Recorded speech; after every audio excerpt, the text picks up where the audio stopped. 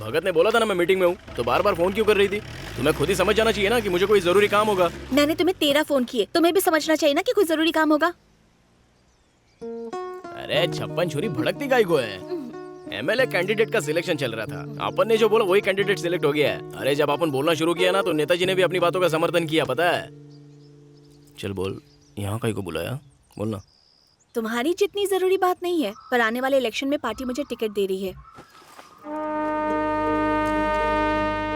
क्या बात कह रही है, सचमुच? सिर्फ इतना ही नहीं, इलेक्शन खत्म होने तक मैं अपने पोस्ट पर ही रहूंगी। ये सच है? तेरे को पोस्ट देने वाला कोई अंधा था क्या? क्या कहा? तुम्हारे कहने का मतलब मैं इसके लायक नहीं हूँ? तेरी पार्टी में किसी को भी उठा के टिकट दे देते हैं क्या? तुम्हारी पार्टी में ऐसा होता होगा, मेरी पार्टी में टैलेंट की कद्र है। कितनी बार कहा कि मेरी पार्टी में आ जाओ, पर तुम मेरी बात सुनने को तैयार ही नहीं हो। देख रुद्रा, मेरे नेताजी जानते हैं कब किसको क्या देना चाहिए क्या नहीं, और सीएम रंगा के काम से नाराज हो चुके थे, इसलिए एमएलए की टिकट तुम्हारी झोली में आ गिरी। हाँ, लेकिन ऐसा हुआ तो है ना? तुम मेरे लिए खुश नहीं हो क्या? अरे रुद्रा, अरे मैं बहुत खुश हूँ मेरी जान। आजा, लेट जा, आजा आजा। तू एमएलए कैंडिडेट बन गई है, हाँ? साथ में जिला सचिव भी है। तुझे तो मेरे से भी बड़ी पोस्ट मिल गई है। अब जरा मेरी भी तो फिक्र कर। हाँ? मुझे तुम्हारी बहुत फिक्र है। अच्छा, इलेक्शंस के बाद मुझसे शादी कर लेना, फिर तुम्हारी चांदी। अरे यार कर दी ना बोरिंग वाली बात। अरे वो सब तो होता रहेगा, फिलहाल तो मस्ती कर लेते हैं। हे, व्हाट्सएप में देख क्या आया है।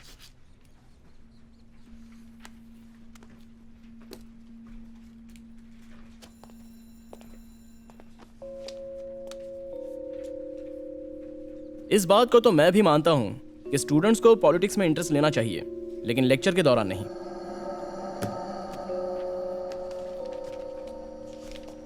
Sorry sir. थोड़ा इंटरेस्ट यहाँ पे भी ले लो। मुझे अभी के अभी पैसों की जरूरत है, पता भेजो, वहां ले आओगे?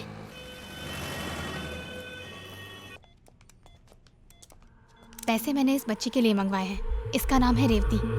बहुत अच्छी ड्राइंग करती है, इतनी होनहार बच्ची है, पर इसकी तकदीर में कब तक जीना लिखा है ये नहीं पता। तुमने मुझसे उस दिन पूछा था ना कि मैं पैसे क्यों बचाती हूँ? अपने गांव वालों की मदद के लिए। मालती, हाँ दीदी। यहाँ आओ। मैंने पैसों का बंदोबस्त कर दिया है दीदी, अब रेवती ठीक हो जाएगी। ये मेरी बहन है और ये उसके ससुर जी। नमस्ते जी। गांव में सबकी हालत इतनी खराब क्यों है? ये कोई भगवान की मर्जी नहीं है। अन्नामलाई में बनी मर्क्यूरी की फैक्ट्री इसकी वजह है। लेकिन फैक्ट्री को तो बंद कर दिया गया था ना? फैक्ट्री बंद करने से क्या होगा? मर्क्यूरी का जहरीला कचरा तो वहीं की जमीन में दफन है। मर्क्यूरी मिथाइल मर्क्यूरी में बदल जाती है, जो मर्क्यूरी से भी कई गुना ज्यादा खतरनाक होता है। इससे उस जमीन में उगने वाले पेड़ पौधे, सब्जियां, पानी में मौजूद मछलियां, यहाँ तक कि उन्हें खाने पीने वाले इंसान भी धीरे धीरे मौत के मुंह में जा रहे हैं। बेटा, मर्क्यूरी का जहर फैक्ट्री के 25 किलोमीटर के इलाके में फैल चुका है। यहाँ इतनी प्रॉब्लम्स हैं तो ये बातें आप सरकार को क्यों नहीं बताते? हमने कितनी बार बताया बेटा, रिपब्लिक पार्टी सिर्फ वही मुद्दे सुलझाती है जिससे अमीरों को फर्क पड़ता है या फिर उनके वोट बैंक को फर्क पड़ता है, तो वो उन्हीं मामलों को उठा के सुलझाते हैं जिनमें उन्हें फायदा नजर आता है। हम पहाड़ों पर रहने वाले 100-200 आदिवासी, हमारी कौन सुनेगा? किसके पास इतना वक्त है बेटा? तो ये बात आप अपोजिशन वालों को बता सकते हैं। यही तो रोना है, कोई हमारी बात सुनता ही नहीं। मिनिस्टर वीरा रेड्डी ने 20 करोड़ की रिश्वत लेकर रिपोर्ट में ये झूठ लिखवा दिया कि फैक्ट्री के आसपास मर्क्यूरी के मलबे को पूरी तरह से हटा दिया गया है और उस केस की फाइल भी बंद कर दी। हमने सबका दरवाजा खटखटाया, कई डिपार्टमेंट में गए, सॉइल टेस्ट करवाई, वाटर टेस्टिंग करवाया, इतनी गालियां खाई, ताने सुने, उसके बावजूद केस से जुड़े कई अहम और जरूरी डॉक्यूमेंट्स जमा किए। मेरे पास कई बड़े एनजीओ के प्रूफ भी हैं, लेकिन मैं लेकर किसके पास जाऊं? सालों पहले एक बेचारे आदमी ने फैक्ट्री को बंद करवाने के लिए खुद को आग लगा ली थी। अगर हम सब मिलकर आज अपने आप को जला भी देना, फिर भी हमें इस जन्म में न्याय नहीं मिलने वाला।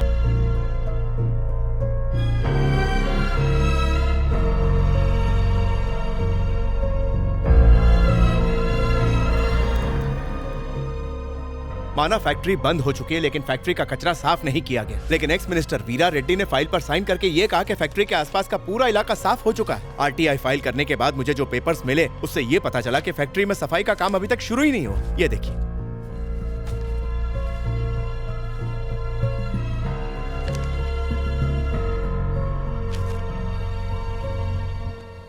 कुड़ी, तुम्हारा गुस्सा जायज है, पर पॉलिटिक्स में कॉम्प्रोमाइज करने पड़ते हैं। पर पार्टी के लिए फंड भी जरूरी है। 20 करोड़ की रिश्वत इसने सिर्फ अपने लिए नहीं ली थी। ये गलत है नेताजी।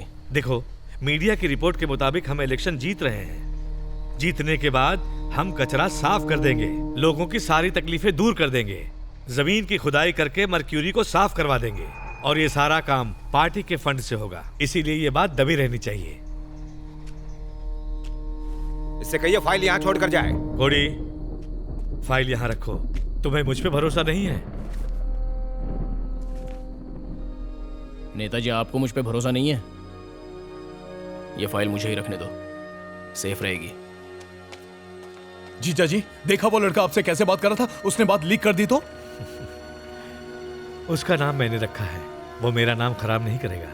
इतने सारे बच्चे खतरे में हैं, इसमें उन बेचारे मासूमों की क्या गलती है? बलि का बकरा बनाया जा रहा है उन बच्चों को, ताकि उनकी लाशों पर हम नोट सीख सकें। नेताजी से भी ऊंची आवाज में बात की। अच्छा होता कि तुम सारे प्रूफ लाकर सीधा मुझे दे देते। मैं अपनी पार्टी से मुद्दा उठवाती और ये खबर आग की तरफ फैलती। काहे के लिए? तुम इलेक्शन में जीत जाओ इसलिए? कोई जरूरत नहीं है, मैं संभाल लूंगा। सपने देखते रहो।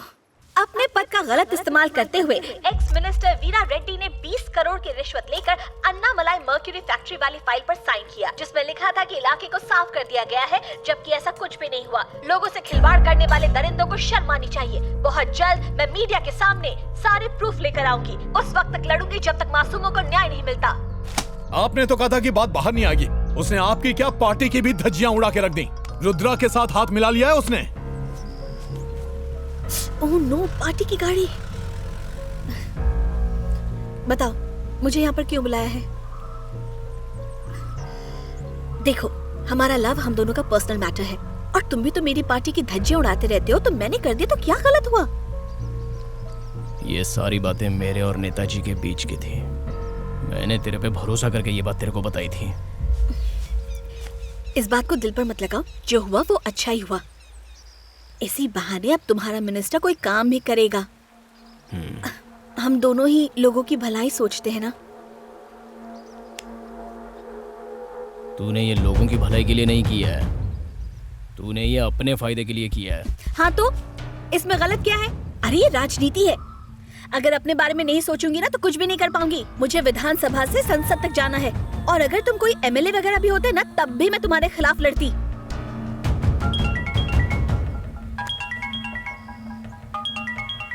हाँ बोलो हरी भाई।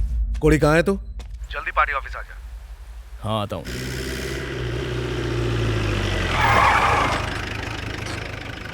कोड़ी क्या हुआ? कोई लोचा हुआ है क्या?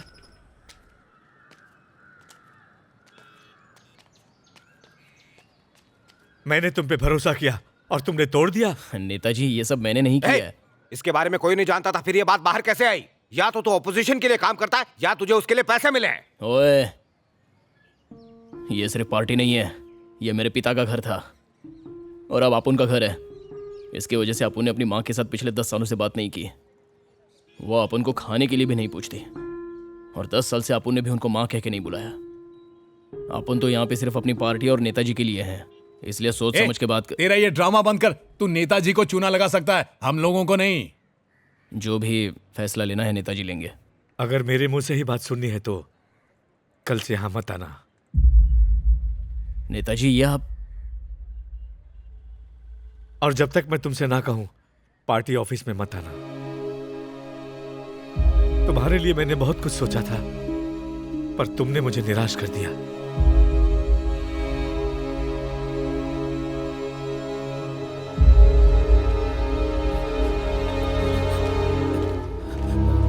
भाई कोड़ी ऐसा नहीं है। ज़बान लड़ाता है, चल निकल।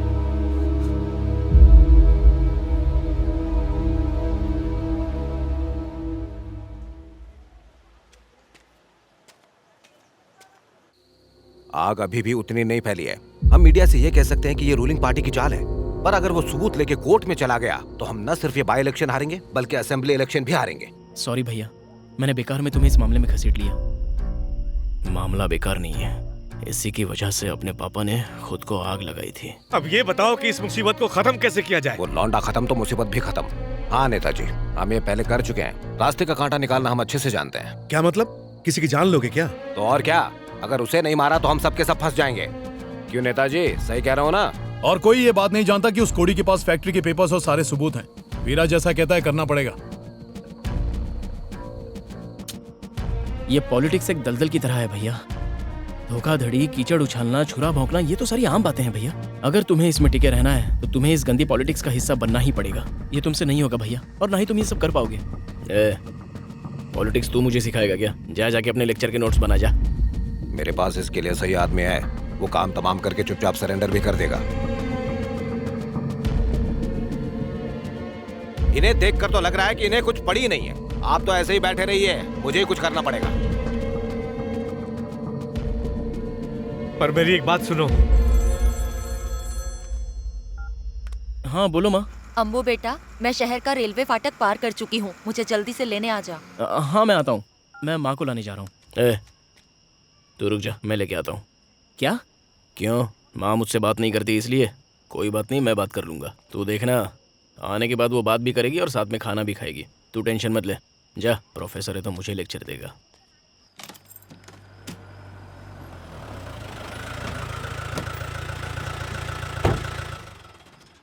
कोड़ी, नेताजी तुझे अभी के अभी बुला रहे हैं।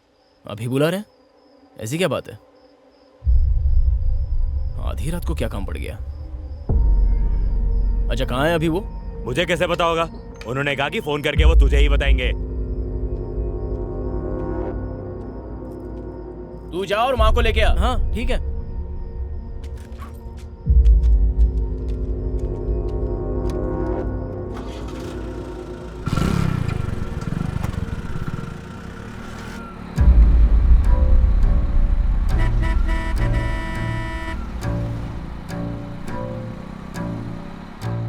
वो आ रहा है, तुम लोग रेडी रहना।